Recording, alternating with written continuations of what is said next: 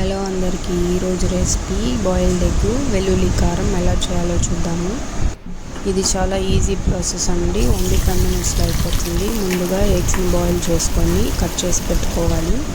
తర్వాత ఒక ప్యాన్లో ఆయిల్ వేసుకొని వెల్లుల్లిని బాగా వేయించుకోవాలి. వెల్లుల్లి బాగా వేగిన తర్వాత మనం కట్ చేసుకున్న ఎగ్స్ని ఒక్కొక్కటిగా వెల్లుల్లిలో వేసేసుకోవాలి.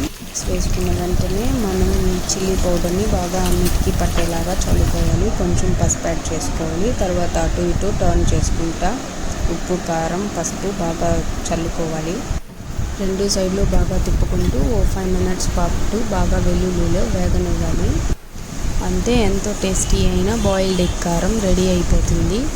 ఇది పప్పుచారులోకి, రసంలోకి, దేనిలోకైనా చాలా టేస్ట్గా ఉంటుంది. ఇది మీరు కూడా ట్రై చేసి ఎలా వచ్చిందో కామెంట్లో చెప్పండి. ఇంకా మన ఛానల్ని ఎవరైనా సబ్స్క్రైబ్ చేసుకోకుండా చూస్తుంటే ప్లీజ్ సబ్స్క్రైబ్.